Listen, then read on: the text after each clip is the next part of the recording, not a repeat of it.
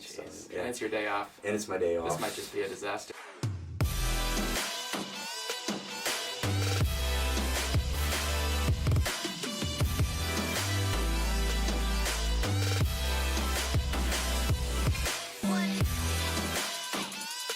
So, let's take some questions. I like questions. What do you guys got?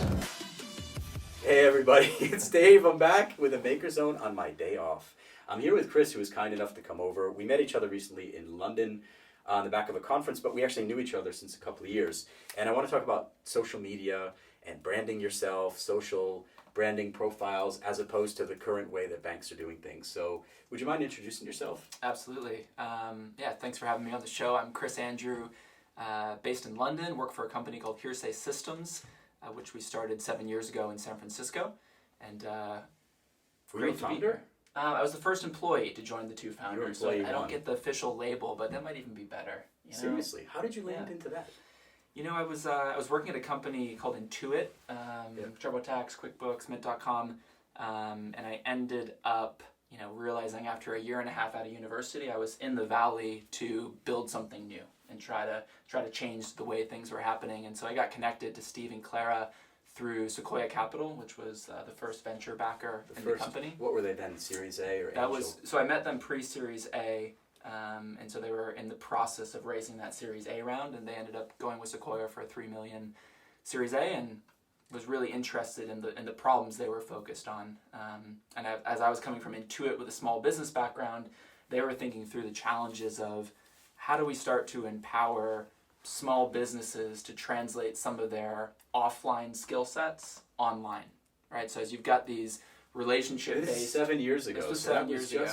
What year was that? 2007? I should know. 2009? 2009. I'm an accountant. If we Don't could- mess with me on math. If we Don't could mess do with me. basic math, we'd get there.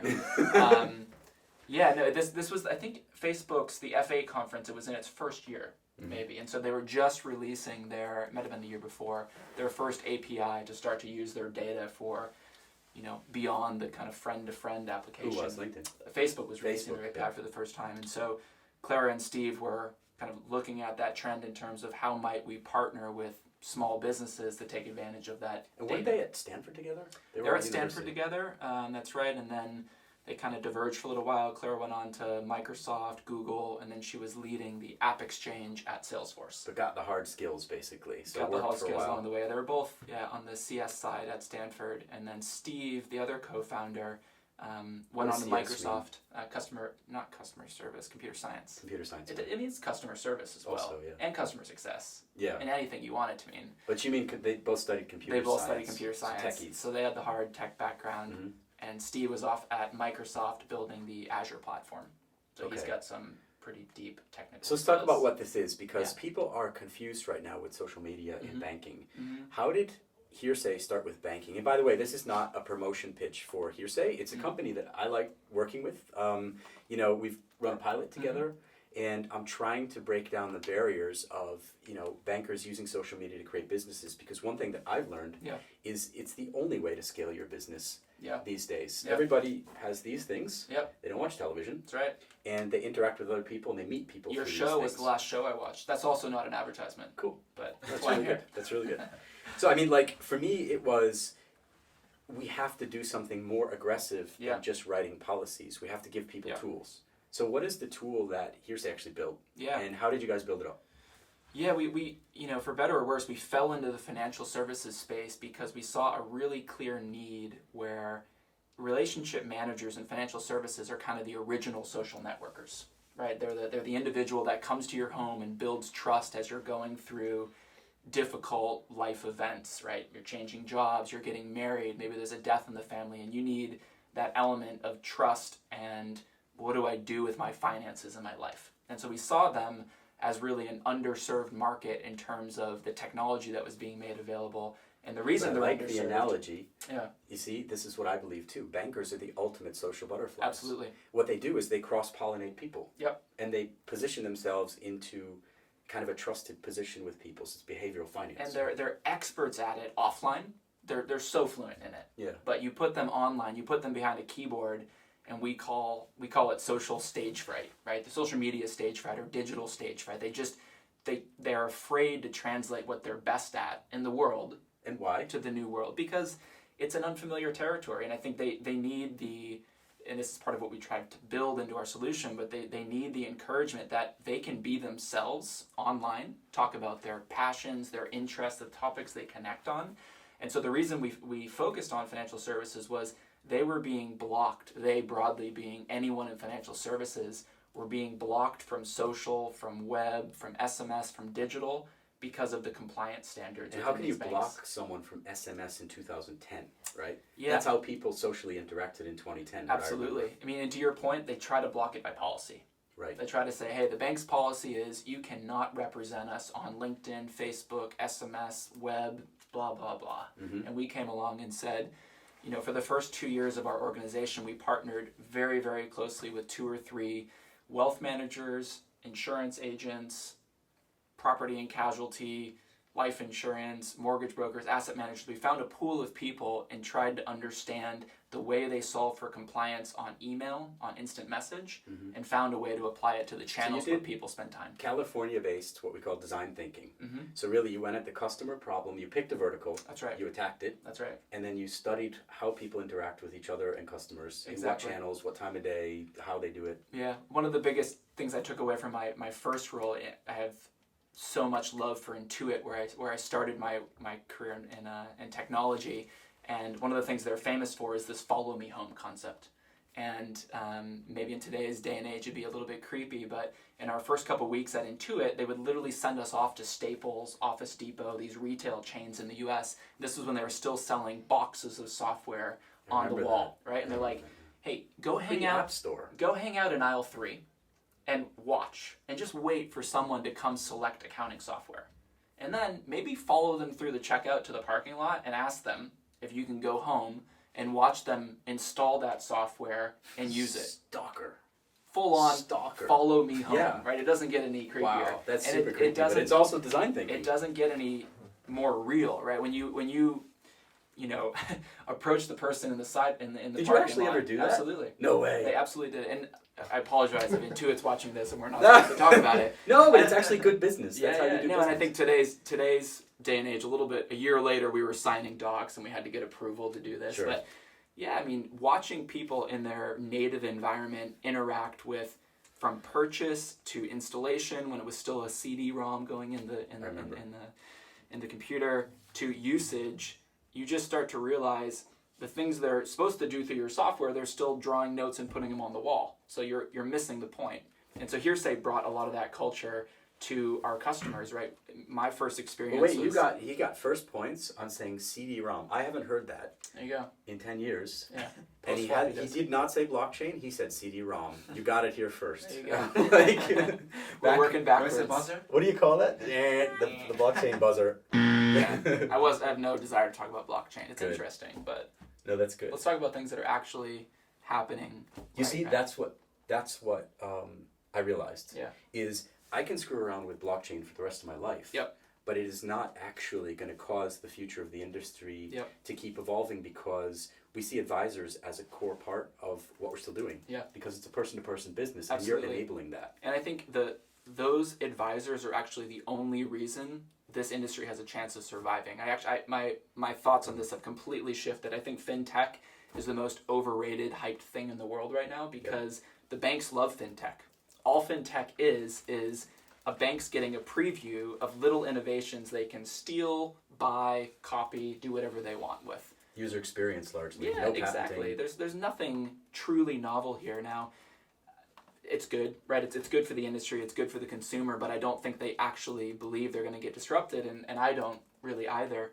I'll share a story I was sharing at a conference I spoke at yesterday, which was, whenever I get in an Uber, I like to ask the Uber driver how they started and why they started. And so I was in LA recently, riding along in an Uber X, and the guy's like, for the last 3 years, I've been desperate to drive for Uber, right? All my friends and family are doing it, but I didn't have enough money for a car.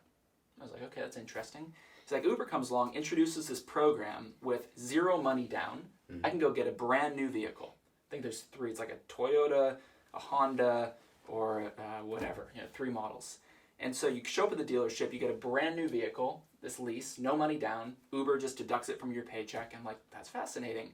And I was like, what was that experience like? He's like, I walk in the dealership, and the dealership tells me they're doing 50 to 60% of their new business directly through Uber. Oh my God, that is. And I was like, that's crazy, right? Great. And I'm that's like, fantastic. I'm like, what was the insurance process like? I'm always interested in how these worlds are colliding. He's like, oh, they totally took care of the insurance for me. They matched me with a pay-as-you-go insurance provider. I didn't even have to think about it. And so I'm sitting there being like, the things that are going to disrupt a financial services are the ones that are big enough to do it that you don't expect, right? So Uber clearly disrupted taxis. Mm-hmm. I don't think people necessarily thought they were going to disrupt the dealerships and the car producers. I don't think people necessarily thought they were going to disrupt insurance. But the big P&C players of the world, property and casualty players of the world, are now being cut out of the equation by the network of people that are buying the most vehicles. And so my parallel back to financial services is, I believe the only real competitive differentiator banks have in the way they may survive is by bringing their people along to protect them against these type of threats. Does everybody understand that this is banking strategy? And you can watch 1,000 podcasts and listen to them about FinTech and innovation, but that's hardcore strategy, what you're describing, because the vertical industries that are successfully attacking banks are not banking and it's not FinTech. Yeah, agreed. Fully. It's these things. It's new meta systems, platforms, different layers of services like Uber has created. Absolutely. And that's autonomous transport. Yep. But it's also finance. Absolutely. Because the insurance of autos Yeah. in autonomous transport is going to be driven by them, not by the insurers. And I was recently with some people describing that all banks is a place you trust. It's a place where you store value. And the longer we allow other organizations to build up that trust and value, be it in Apple, be it in Uber, be it a Microsoft, be it a Facebook, they can pretty quickly move into a new world. We're already storing financial value with them, be it in credits or be it in credit cards or be it in just linking payment systems. And I think the differentiator that they're going to struggle with is they're not going to have the expertise with the people and the trust and the relationship. I want to just save that title in your head. All banks are is a place you trust. That's basically the core USP, unique selling proposition of a bank, isn't it? It's trust. Absolutely. So to tie this all back to what our view of the world was, rather than trying to disrupt financial services, rather than trying to build a layer that made it look prettier, how do we fundamentally change the way the core asset, the people, think about interacting with the next generation of customers and prospects? So I don't want to go too deep into the product you guys actually built, because by now it's well known in the industry. So I'm piloting on it. Other people are. There's many providers of it. But the fact is that, in my view, we're only a few % done with actually enabling advisors to interact with people over social media. And what I actually wanted to talk to you about today is, where do these kind of platforms go in the future? Yeah. So we mapped out a couple things which we can do some footage on later. Sure. But basically, you started with compliance. Mm-hmm. Where does the pivot go from compliance? So for those who don't know, look at their company and others like it. Basically, it's off-the-shelf social media compliance for advisors to feel enabled and to be able to interact wherever their clients are. So it's trapped around clients. It doesn't do active prospecting yet. Mm-hmm. But basically, if a client advisor wants to use LinkedIn or Facebook with his clients, then you have an umbrella over it which says, we retain that, we document the conversation, and you have a shelf of stuff you can use, and we do social cues, so reminders. He had a baby. That's right. He had a birthday. Correct. Right? That's essentially it. Where does it go from there? Yeah. I think the next opportunity, and this gets back to another pet peeve on, forget FinTech, I think big data was the other incredibly overhyped genre of the last decade, where people are acquiring huge data sets and spending tons of money, and there's a big data guy in every company, and no one knew what to do with the big data. In my world, in my view, your people are the ones closest to the edge that have the exact big data you're trying to use, right? Tom, outside of Geneva, that has 100 people he serves and focuses on, knows almost everything about those people. He's really good with in-person. He's really good over the phone. But if you can start to tie together digital signals for Tom, so someone commented on your LinkedIn article about Brexit and foreign investment strategy in a 2017 world of volatility. Right now he's got 3 signals on what this person's interested in. And then you tie that back to that same individual opened your email that was automated based on their interest on social and downloaded the white paper about investing post-Brexit. Now you've got two more signals. And then you could automate a text message because he opened it and downloaded it and said, hey, Tom, we haven't checked in a while. Let's grab coffee and just talk about what's happening in the world. Now, the timing of that environment was clued in by a digital signal that is just available publicly. But the person closest to the edge, Tom, who's the relationship manager, should be the one having that pushed further down the line. Mm-hmm. And I think what that does is that brings you into more clarity on the passions and interests of the people you're trying to engage with. And the more that it's about lifestyle, events, things you actually bond over, and the less it's about financial topics, I think the better. That's where you build the trust, and then you have the next conversation, which ends up being about, we've been talking about art, charities, and sports for the last hour, and I've got a little question about selling a multi-million-dollar property in Aspen, and how do I handle this? What's the impact of this in 5 years or 3 years on content consumption? So right now people tell me they're overwhelmed trying to find content. There's so much of it that they actually ignore most of it and only read headlines, and people are a little bit getting dumbed down by reading just headlines. Absolutely. People do like a good read. They'll either still pick up a physical book or they'll listen to a podcast. But I've never actually seen a banker do a podcast. Right? So how does this world shift into new consumption, and how do people find content in that world? And I think it's because the banker doesn't realize that they could do a podcast on arts. The banker doesn't realize that they could do a podcast on best outdoor activities in the Zurich area, right? And that podcast about what they care about and what they connect with their customer and prospect about will generate a deeper relationship. And if all we're doing is building trust and storing value, it's about creating that relationship. I think that's the barrier. This in the first 1 or 2 minutes, actually, what people care about authentically is what they market themselves on. Then. So you said outside interest, outside banking. Right? But people aren't enabled to talk about that at all today. At all. From their job profile, are they? You seem to do an okay job of it, though. Yeah, because I'm doing innovation, so I'm outside the normal space. But it's showing that your best people today, the ones that are really driving the business forward, are doing that in the offline world, right? And I'm not here as a tech guy saying offline is irrelevant, right? I'm saying that's actually the most critical channel. But one of the stories I hear is the private banks used to be able to rely on someone walking through the golden doors right off the street, right? They would go find that logo and ask for help.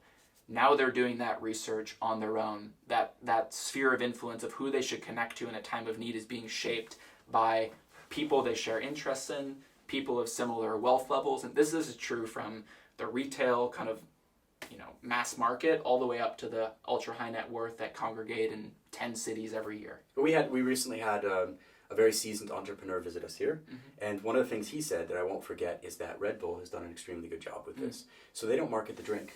They market activities that have an association to the drink or a connotation around it, but there's no direct link. Absolutely. Between skydiving, extreme skiing, and Red Bull the drink, right? I was going to say jumping from space. Jumping from space. And yet it attracts me towards the brand. So how do bankers learn how to do this, in your view? It's culture. It's about people changing their skills. Well, I think it's one, again, to go back to, they're the original social networks. They know how to do it. They do it every day offline, right? They connect people. They meet an entrepreneur that's looking for help, and they have a network of people that they can connect them to. They meet someone that wants to spend more time in the charity nonprofit world, and they know who to connect them to. They're kind of a little center of influence. So I think it's part training and part platform to enable them to do it through channels like text, email, web, social, whatever the right mix is. The problem I see is that, and as an innovation guy now who's tried to do these kinds of pilots on social media, you end up with the tech guys and the compliance and regulatory guys, not with anyone in offense. So you're not actually talking with the front office, and you must face this every day. Because the huge opportunity I see for your company, actually, is to get into the talent space. Teaching people new competencies, how to do exactly what we're doing right now. Because the compliance space and the tech space are always limited to what's your integration API look like, how much is this going to cost, what's the contract look like, here's all the things we can't do. and you ask what are the things we can do, and don't know actually, but I can tell you all the things we can't do. Yeah. How do we shift people towards learning these new skills and competencies? Because Yeah. my judgment on this is those who learn how to do what Gary Vee is doing, Yep. what we're trying to do and other people are doing, are going to win. Yep. Agreed. I think I actually think one of the core problems is you, and it's because when it's driven from the innovation guy, it actually isn't sustainable. Yeah. Right? You should be the ones identifying the trends, but then you have to have the head of distribution, the head of wealth saying, you know what? The crazy guy in the basement's actually right. Yeah. And that he's not going to drive it alone. He might run a 6 months crazy successful pilot, but it has to be pushed down by the top of the front office, and you have to find the unlikely success stories. Yeah. Right? And so there's absolutely a place for innovation, not discrediting you in any way. Mm-hmm. It's how to actually make it sustainable within a firm is where the gap usually exists. I'm with you 1,000% on this. The senior leadership of any banks I've seen does not actually take their social media serious. Yep. And this is a huge challenge for any leaders watching this, or for the consultants who are in leaders' offices tomorrow. Leaders watch this? No, but their consultants do. Okay. Maybe if I'm lucky, the leaders do. Direct message me if you want to hear more about this. I think you have to change yourself. Do not have communications teams organizing your interviews, giving you 7 pages of talking points of what you're not allowed to talk about, and then doing scripted interviews. Go authentic with people, it's a word you used before, and talk about your passion fields, which really interests you, and do it over new media where people actually are. There's no secrets in any of this. Yep. And yet once the leaders start doing it, then they'll realize, this actually wasn't that bad. Yeah. And the regulator doesn't really have strong rules for or against this. It's just doing what bankers always do. So I think there's a huge greenfield for you guys. When we were jotting it down before, I see the new talent and skills business as one. The prospecting thing. So in terms of prospecting, for those not from marketing, there's a funnel created, and you want to generate lots and lots of eyeballs seeing your stuff, and you want to bring them through until they meet you physically and become a customer. And I think you're working with existing clients, so you're not actually doing a prospecting service, but you could well do. Yeah, we've started to go into a little bit of that. I think, I was talking to some of your colleagues about this. When the prospecting happens at the local level rather than at the corporate marketing level, your engagement, your participation is just unbelievably higher. So one of the programs we've recently launched, and you can do this with or without software, but the Facebook life event targeting advertising platform is crazy, right? What is that? Describe it. You can essentially go in and say, I want this piece of content to only be seen by people that live within 20 kilometers of me, that are female, between 25 to 40, that like health and fitness, that have had a baby in the last 6 months, and are single parents, right? So forget hundreds of millions of eyeballs. You want the 100 eyeballs that you have a message for that's going to land. So that's a consumer products company that has a product in that space. Correct. But doesn't want to be offensive about it, but wants to target certain people. Or a financial services company that has a product and a message geared towards that person at a time of need. And you're not hard selling on social. You're saying, if these are questions you have, we're happy to have a conversation. Something we applied very successfully in Wino. Nick is over here. He helped us design it.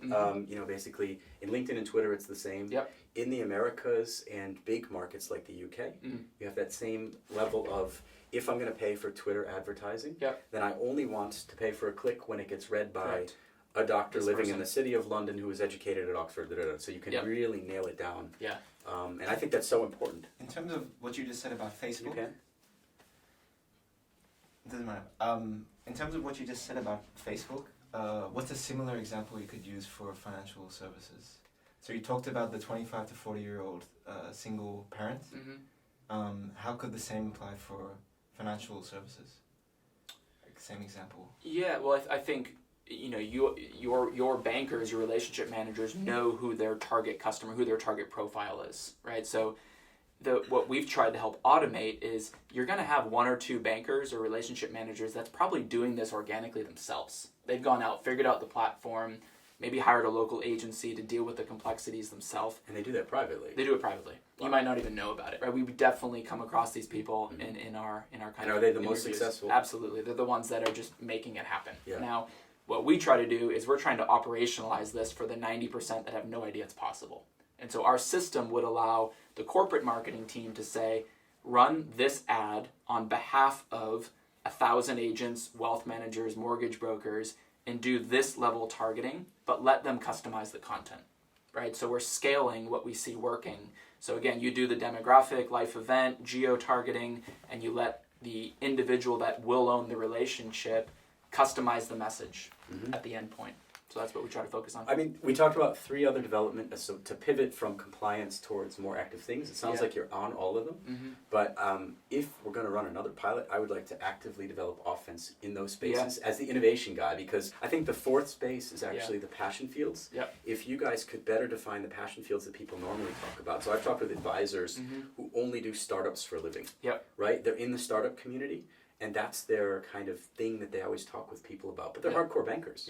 And everybody has their own piece of passion that they talk about. If you could better isolate those fields and develop that as a service offering, it would be a great enhancer. Absolutely agree. Yeah, we have to dig a bunch deeper. So I might be out in San Francisco early next year. If I am, I'd like to go into some of that content consumption, new skills, would love to host you for that. Prospecting, passion zones. And I know you have the thing in May, so maybe I'll see you then. It'd be great to have you out for it. Go evangelize. That's Call right. to action. Call to action. Call to action So is... if there's a banker watching or a client advisor, what's the first thing they should do? Like, what's the very first step they should take to be better on social media? That's the very first step. The simplest step is to get found, right? The number of people that just don't have these digital presences, and if I, let's say I inherit a bunch of money tomorrow, if I'm going to place my money with you, I'm going to do my research on you, right? And the amount of people that when you Google their name, even in connection with the brand they work for, still don't really show up, is pretty frightening, right? If I'm thinking about, let's not think about the people. So they're not even on the map. You can't find these map, people, the best right? people you can't Because find. the policy is you're not allowed to represent the bank on social. We're not going to do a local website for you. We're purely offline. And some of the success stories I like to share are the private banker that went outside the policy. We're not encouraging you to go outside the policy, but created a LinkedIn profile, started publishing content on a thought leadership area that he or she's interested in, and then started getting warm referrals because his network or her network is resharing content within their network who are like-minded, maybe it's high-tech entrepreneurs, and as they have significant events in their life, they say, who's this guy in Zurich that my network's always talking to about tech, money, and life? They know the name. They know the name. They already know because the they name. keep seeing the content. And they And say, your name is your brand, I right? want an introduction to that guy. And I've heard crazy stories about extreme sums of money that they're getting basically cold introductions because they didn't know their name was getting that far. And so the first step is create a presence and then think about the content that you want to represent yourself. And I want to add one thing to that, and that's be authentic. Yeah. Because I think I've seen a lot of people write about stuff where maybe it applies to wealth, topics with wealth, but they're not really interested about it. And so I think it's most important to be authentic. Like if that person has an interest in, I don't know, music. Or things that you talk about, Dave, like just be authentic. And it doesn't have to be Red Bull content, right? If you're honestly a golfer and you work on your handicap every weekend, you're a viable relationship guy because you've got something you really care about. Talk about it, write about it, make linkages on it. And I just want to wrap up. I fully support what you say, and the call to action is basically learn. Learn how to do this and use the tools. Stay within the compliance frameworks that you have, but learn as fast as you can because these things get you more customers. Absolutely. And you can still meet If you them. want a good example, keep watching The Maker Zone. Keep watching the Maker Zone as well. Thank you, Chris, for joining. Thank you for having me. For those who don't know, we're actually from the same neck of the woods. He's grown up in England. New Hampshire, which you see, and I've grown up in Western Massachusetts, which you don't see, but it's true. And I'm really happy that you could join us and give us so much value today. So thanks for listening and watching for those who watched. Thank you very much. Nice to Awesome. see you guys. Right on. Cheers.